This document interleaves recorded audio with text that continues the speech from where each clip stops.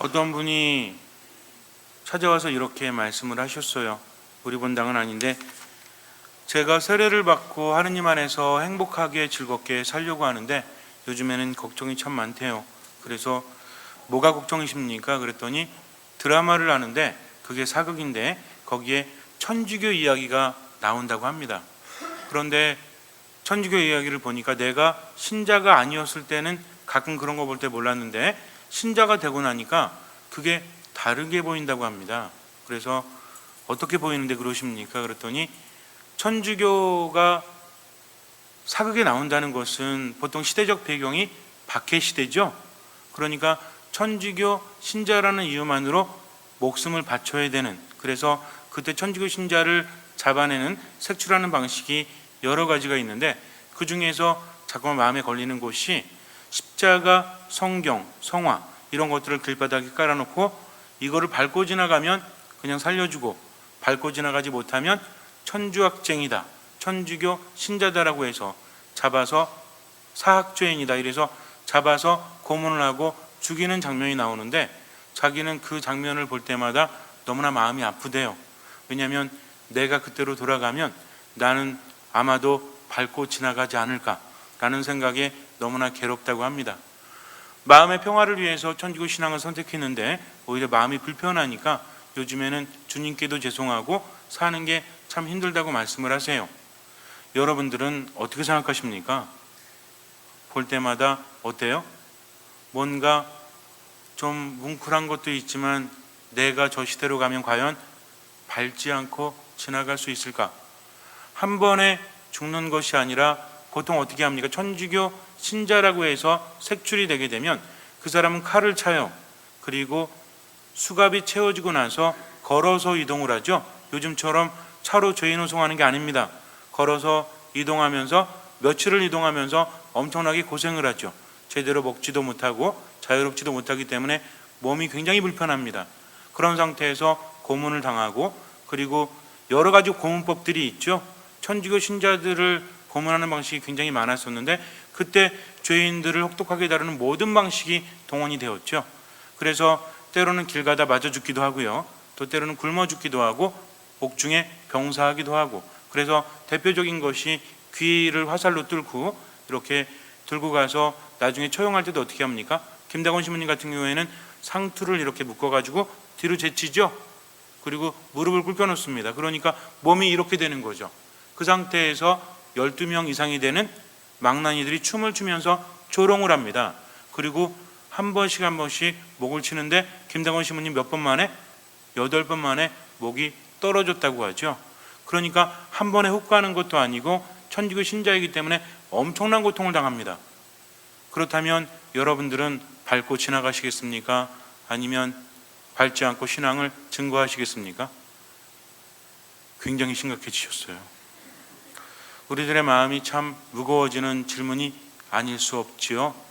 자, 그런데 제가 여러분께 드리고 싶은 말씀은, 어떤 아이가 한 초등학교 5학년쯤 됐을까? 성당 앞에서 한숨을 쉬고 있습니다. 그래서 가서, 야, 왜 성당 앞에서 한숨을 쉬고 있니? 그랬더니 아이가 하는 말이, 걱정이 많이 됩니다. 뭐가 걱정돼? 나중에 제가 결혼해서 애들 낳고 직장 다니고 참 삶이 힘들겠죠. 그래? 뭐가 힘들 것 같아? 부부관계도 원만하지 않을 것 같고 애들도 속색일 것 같고 돈 버는 것도 쉽지 않을 것 같아요. 몇 살인데? 5학년이요. 어떻습니까? 아직 닥치지도 않았는데 걱정한다고 해서 해결될 것은 아무것도 없다는 거죠.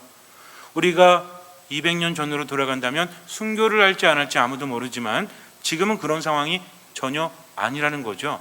우리 보통 아이들 봐도 옛날에 1980년대 이럴 때는 캠핑 같은 거 가면 어디 갔죠? 혹시 기억나십니까? 성당에서 캠프를 가거나 또는 뭐 이렇게 가면은 텐트 들고 갔죠? 그래가지고 텐트 치고 나서 거기서 잠을 자지 않습니까? 그러면은 밖에서 땀 나면 샤워는 제대로 할 수 있어요? 없어요?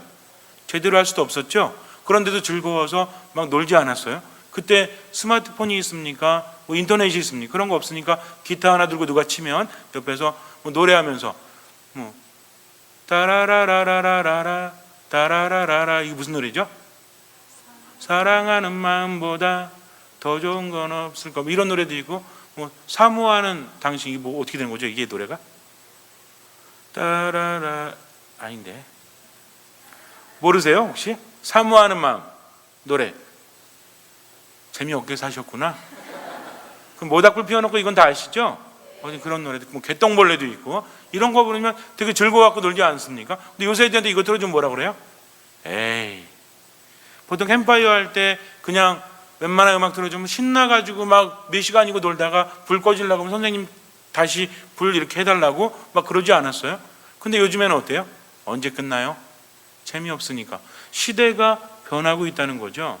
이렇게 뭐 제가 아주 알맞은 예는지는 모르겠지만 불과 얼마 되지 않았음에도 불구하고 이렇게 생각이 다르고 느낌이 다릅니다. 그러면 지금 우리들에게 그런 기회가 주어질 수 있을까?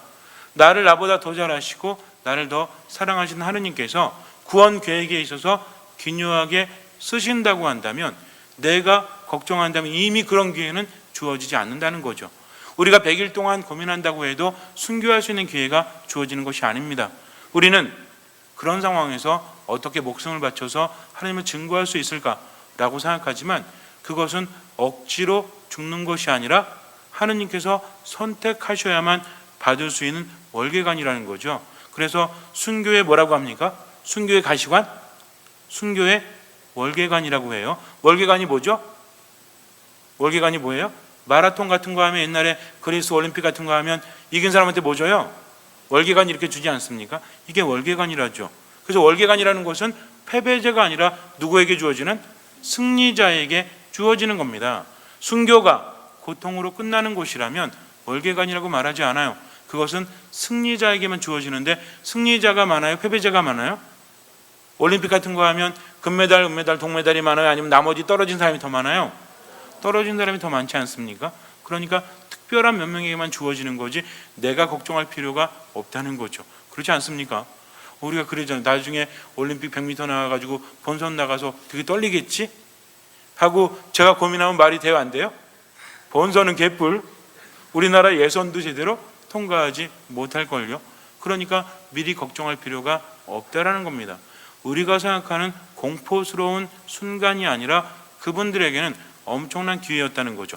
왜냐하면 순교자가 되기 위해서는 충족되어지는 조건이 있는데, 그게 뭐냐면 복음과 신앙을 위해서 죽어야만 합니다. 근데 이 죽는 게 반쯤 죽다 살아나면 안 돼요. 온전히 어떻게 해야 돼요? 완전히 육체적으로 죽어야 합니다. 그리고 신앙을 반대하는 적대자들에 의해서 죽임을 당해야 합니다. 내가 신앙을 가지고 있다고 해서 갑자기 지나가다 교통사고 당하면 순교야 아니에요?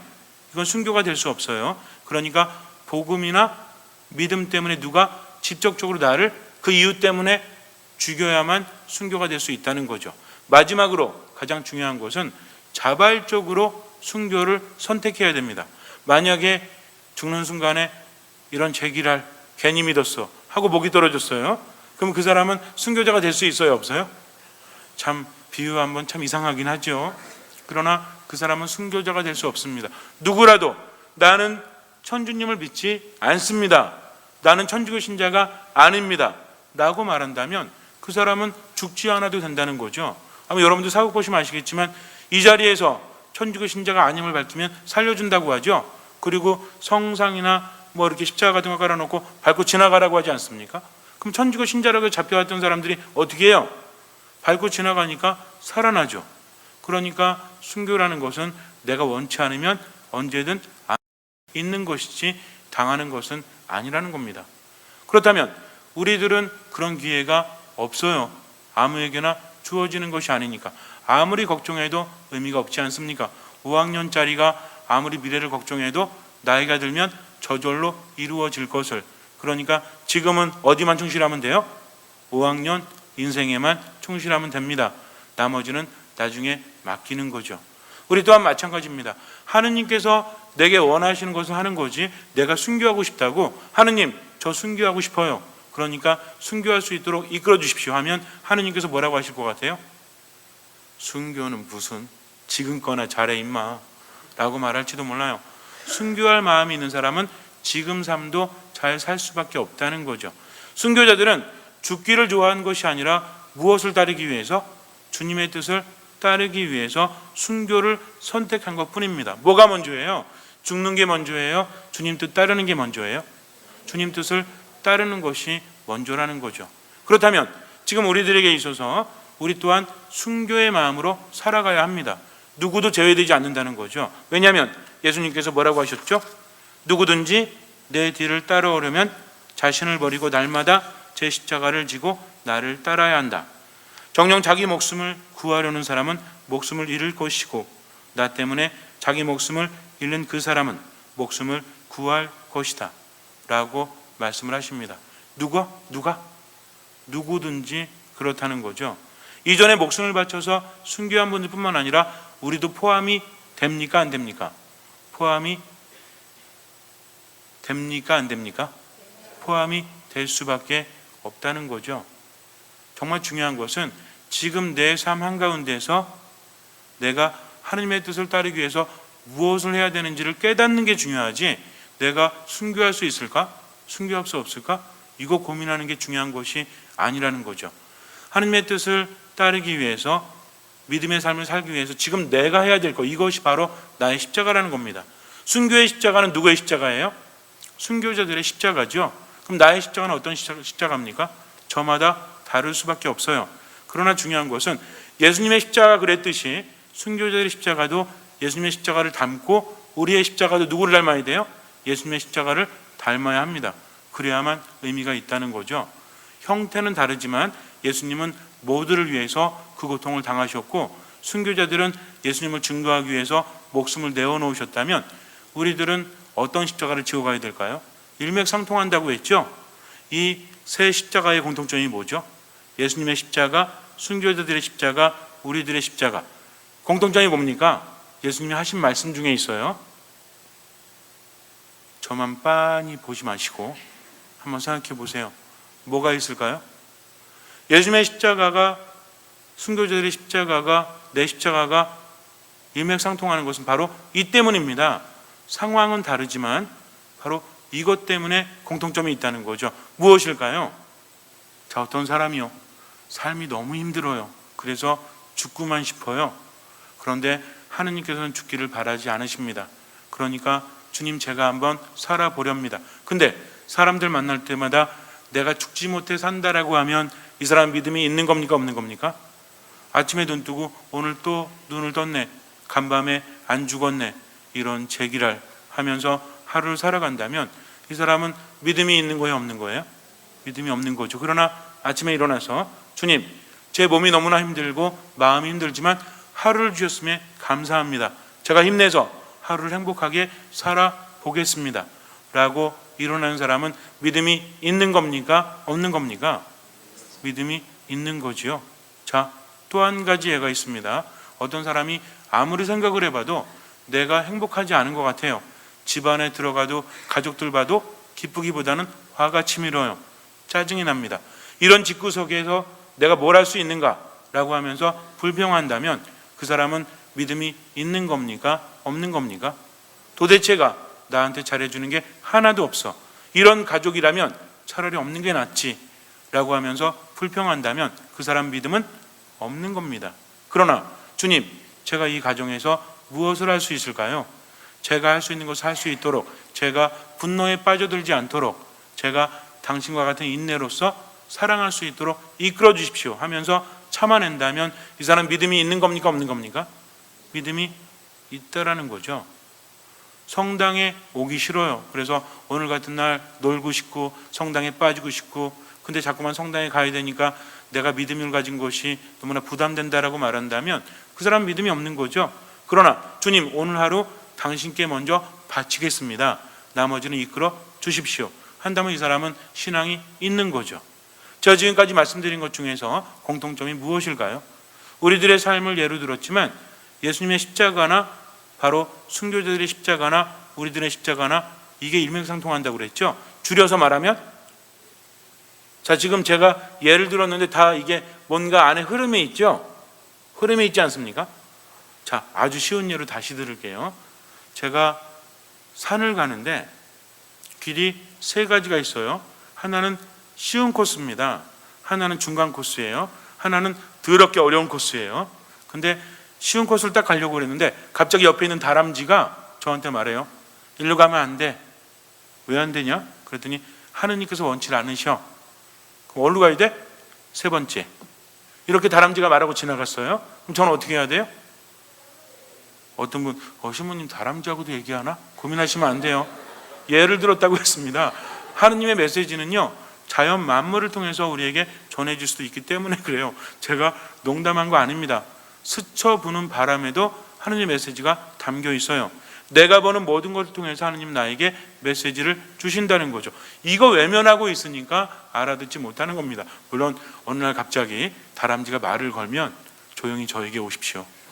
이건 좀 심각한 거니까. 자, 다람쥐가 이렇게 말했어요. 그럼 나는 어디로 가야 돼요? 이거는 보통 일은 아니잖아요. 그럼 세 번째 가야 되죠. 나는 어디로 가고 싶었어요?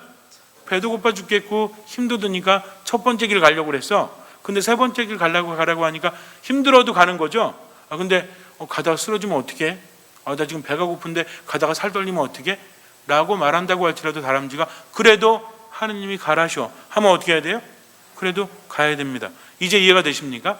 자, 예수님의 십자가와 순교자들의 십자가와 우리의 십자가는 어떤 공통점이 있죠? 자, 논메아 세뚜아 이렇게 말하죠. 뭡니까? 예수님께서 하신 말씀 중에 있다고 그랬죠. 아버지 이 잔을 제게서 거두어 주십시오. 그러나 제 뜻대로 마시고 아버지 뜻대로 하소서. 그러니까 십자가라는 것은 내 뜻이 아니라 누구의 뜻을? 아버지의 뜻을 따르는 것입니다. 그러기 위해서는 뭘 해야 돼요? 죽어야 돼요. 왜? 가족한테 잘해준다는 것은 내가 예수님께서 바라시는 대로 잘해준다는 것은 뭐 하지 않는 겁니까? 대가를 바라지 않는 거죠. 내 배우자가 또는 내 가족이 어땠든지 간에 내가 예수님의 사랑을 전해줄 수 있는 것은 그 사람 때문이 아니라 누구 때문입니까? 하느님 때문이라는 거죠. 아까 순교가 뭐라고 그랬어요? 뭐 때문에 죽는 사람? 뭐 때문에 죽는 사람? 신앙 때문에, 하느님 때문에, 복음 때문에 죽는 사람이 순교자라고 했죠. 우리는 무엇 때문에 사랑합니까? 하느님의 복음 때문에, 하느님 때문에, 예수 그리스도 때문에 그렇게 하는 거지 딴 사람 때문이 아니라는 거죠. 이 사람이 너무나 좋아. 그럼 사랑할 수 있어요, 없어요? 어떤 사람 너무나 좋아요. 그러면 그 사람 사랑할 수 있어요, 없어요? 사랑할 수 있죠. 근데 너무나 싫어. 사랑할 수 있어요, 없어요? 사랑할 수 없죠. 그러나 누구 때문에? 하느님 때문에 그 사람을 내가 배려해주고 용서해줄 수 있다면 그것이 바로 나의 십자가라는 겁니다. 수많은 사람들이 고통 자체를 십자가로 받아들이지만 고통은 십자가가 아닙니다. 십자가는 무엇입니까? 십자가는 어디를 향해 간다고 그랬죠? 그냥 고통은 죽음을 향해서 가지만 십자가는 주님을 향해서, 삶을 향해서 간다고 했습니다. 그러니까 내 삶을 살아가면서 십자가를 지고 죽는 사람과 죽임을 당하는 사람은 다르다고 했죠. 죽는 사람은 어떤 사람이다? 내가 하기 싫지만 누구의 뜻이니까? 하느님의 뜻이기 때문에 자신은 없지만 그래도 주님을 신뢰하면서 내가 그것을 한다면 그것은 신앙에 있는 죽음이지만 그렇지 않으면 어차피 다가오는 고통의 죽임을 당하는 것 뿐이라는 거죠. 어찌하시겠습니까? 우리는 선택을 해야 돼요. 200년 전으로 돌아가서 목에 칼이 들어오는 순교는 하지 않지만 내가 지금은 살아가면서 누구의 뜻대로? 주님의 뜻대로 나아가는 사람은 순교의 삶을 살아가는 사람이라는 거죠. 어떤 사람은 그럴지 몰라요. 스트레스 받아서 죽을지도 모른다고. 근데 스트레스는 왜 받는지 아세요? 스트레스는 당하기 때문에 받는 겁니다. 정말 싫은데 피해가고 싶은데 피해가지 못할 때는 스트레스가 되지만 내가 주님 당신 위해서 이것 하겠습니다 하면 그때부터 스트레스 수치는요 엄청나게 떨어집니다. 왜? 주님께 모든 것을 맡겼기 때문이죠. 온전히 신뢰하기 때문입니다. 선택은 우리가 해야 돼요. 그냥 고통받으면서 살아갈지 아니면 주님 안에서 온전히 신뢰하고 그분의 도우심에 힘입어서 살아갈지는 내가 선택을 해야 됩니다. 순교자들이 당신들이 잘나서 순교를 하신 게 아니에요. 누구의 도우심이 있었기 때문에? 주님의 도우심이 있었기 때문입니다. 그러니까 두려워하지 마세요. 선택을 하고 막상 해보지만 그 상황이 되면 주님께서 함께 하시기 때문에 나는 두려워하지 않죠. 죽음의 골짜기를 간다 해도 내가 두려워하지 않는 이유는 무엇 때문입니까? 주님께서 함께 하시기 때문입니다. 신앙에 있어서 가장 중요한 건 그분이 함께함을 느끼느냐 느끼지 못하느냐 이거지, 어려운 일을 할 수 있느냐 없느냐가 아니에요. 왜냐하면 나는 아무것도 할 수 없기 때문입니다. 그분께 의탁하지 않고 저는 아무것도 할 수 없기 때문에 걱정할 필요가 아예 없다는 거죠. 그러니 주님과 함께하면서 모든 것을 맡기면 알아서 이끌어 주실 뿐이죠. 그래서 예수님 뭐라고 하셨어요? 우리 보고 우리가 목자라 했습니까? 당신이 목자라 했습니까? 양들은 뭐만 하면 되죠? 따라가기만 하면 돼요. 목자가 인도합니다. 근데 왜 걱정합니까? 나는 포도나무요, 너희는 가지로다. 그러니까 어떻게 하면 된다? 열매를 맺으면 된다가 아니라 어떻게 하면 된다? 내 안에 머물기만 하면 열매는 맺혀진다는 겁니다. 이걸 착각하지 마세요. 신앙은 혼자 하는 것이 아니라 주님을 만나고 주님을 체험하고 안에 머물다 보니까 저절로 이루어지는 것이 바로 신앙이라는 거죠. 잠시 눈을 감으세요. 주님 안에 온전히 머무십시오. 그래야만 그분을 만날 수 있고 우리 삶이 바뀔 수 있습니다. 어차피 신앙 없어도요, 삶은 힘들어요. 그렇게 사는 것보다는 주님께 의탁하면서 그분의 뜻대로 살아가는 것이 낫지 않습니까? 왜? 받을 것이 많기 때문입니다. 목숨도 내어 놓으십시오. 아까워하지 말고 주님 앞에 내어 놓으십시오. 주님께서는 그 믿음을 우리 삶에 놀라운 기적을 일으켜 주실 것입니다. 아멘.